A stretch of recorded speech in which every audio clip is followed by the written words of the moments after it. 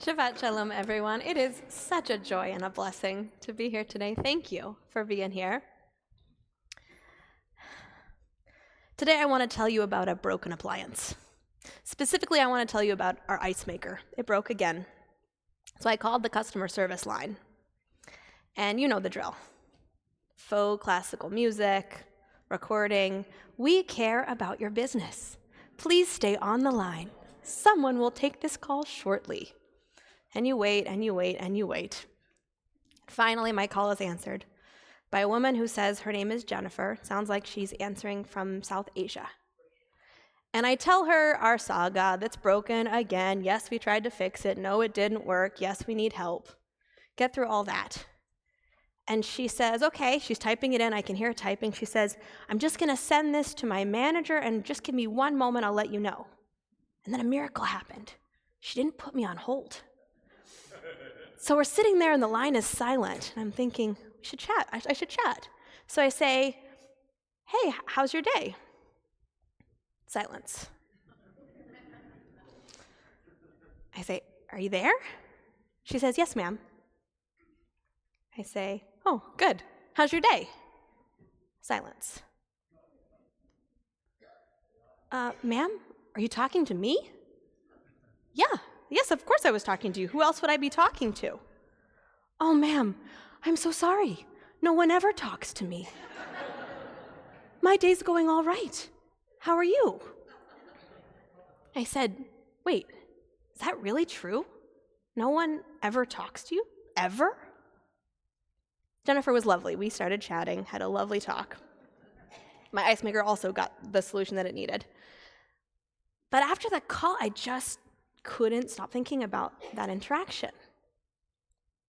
What would it be like to be a Jennifer?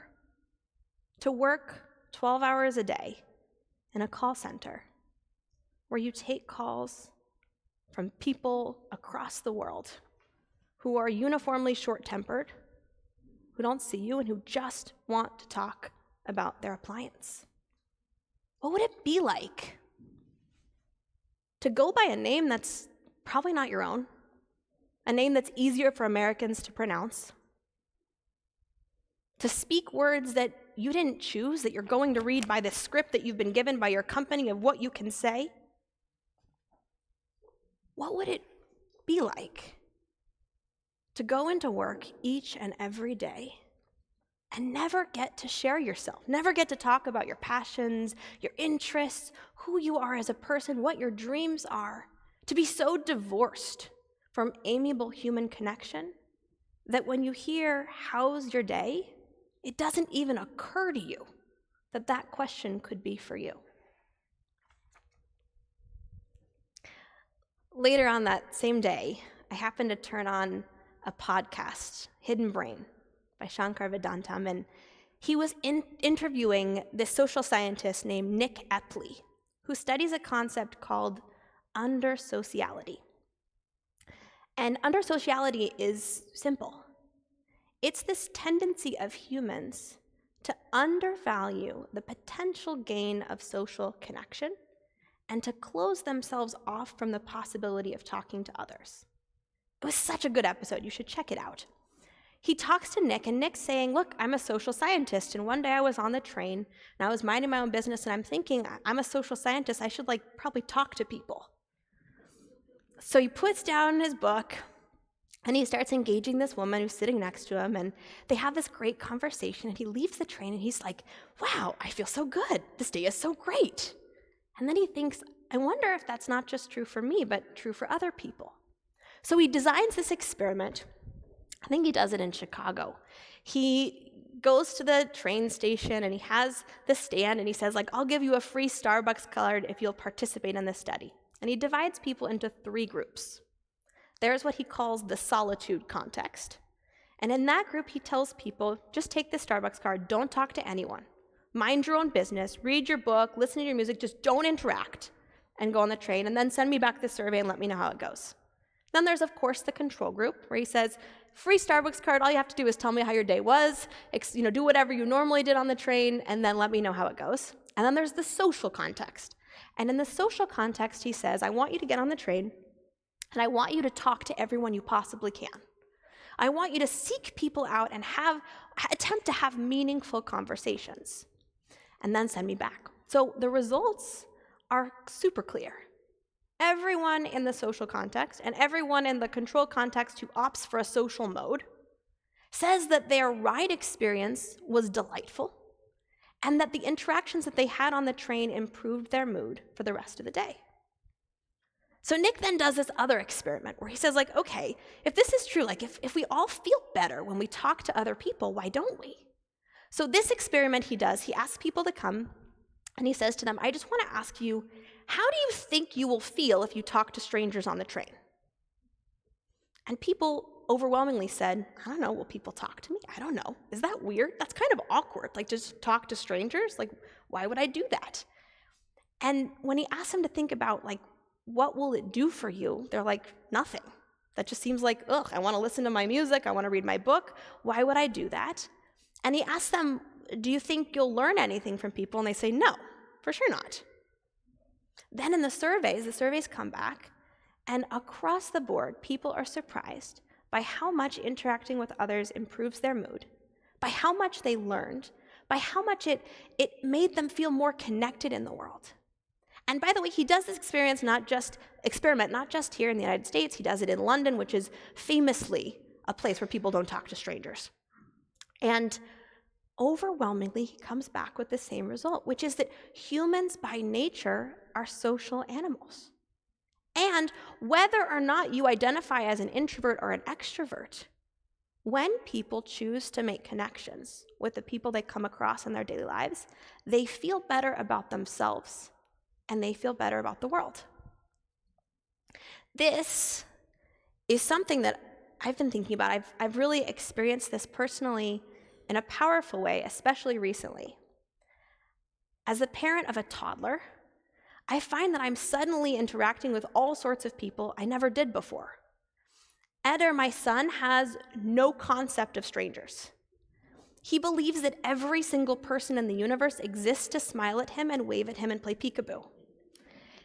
And he also has no concept of personal space or boundaries or property.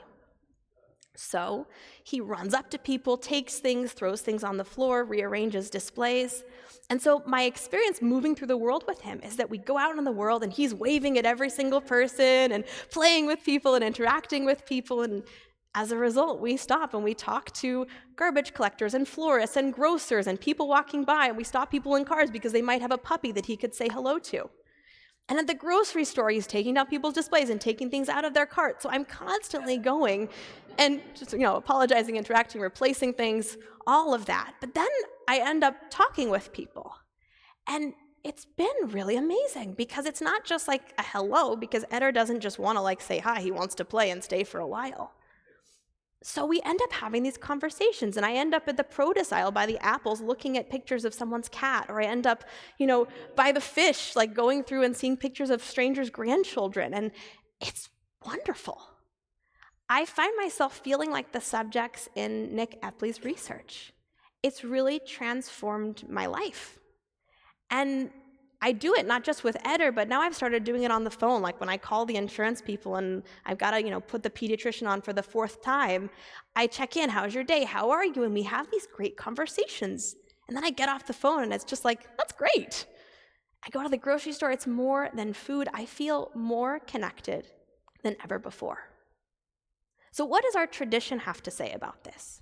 What do the rabbis have to say about talking to strangers?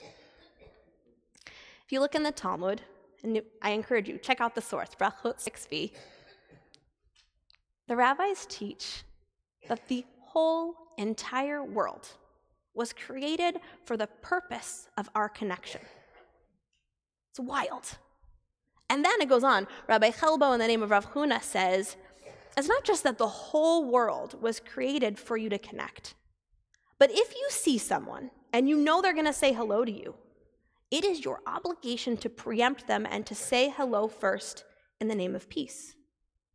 And if you don't say hello and they say hello first, or if worse, they say hello and you don't respond, that's not just a missed social opportunity. You've actually stolen from them. You've taken their dignity. You've done something wrong, not just omitted something right. That's a wild, wild teaching. On its face, you think, how could it be the whole world is created for the possibility of me connecting? But if you suspend that disbelief for a moment, if you're able to buy in to this Torah, the whole world is created for me to connect with others. My obligation is to move through the world seeing and greeting each and every person I come across. Then it has the power to radically transform ordinary moments. You go to UPS to do an Amazon return, and there's a long line. And it's not just, there are 5 people blocking me from getting this return done. It's, I wonder why the universe planted these 5 people here for me to connect with. You're stuck in traffic and you're thinking, wow, I wonder why the universe planted all these people here for me to connect with. Who can I say hi to? It has the ability to radically transform our life. Now, we know, if we believe Nick Epley's research, that if we connect with strangers, if we buy into this tradition, if we buy into this motive, I'm just going to seek out strangers and say hello and start meaningful conversations, we know we'll feel better, but we also know that our first reaction is not going to be yes. Our first reaction is going to be no, this is awkward, this is weird. Why? So for this, we have to take our rabbis seriously. We have to believe. We have to trust. And we have to choose. We have to opt into this superpower. Each one of us has the ability to change the world. One decent conversation, one hello, one smile at a time. And maybe we won't change the world. Maybe that's not possible. But if we don't change the world, we'll at least change our world. And that's at least a good place to start. Please rise, page 184.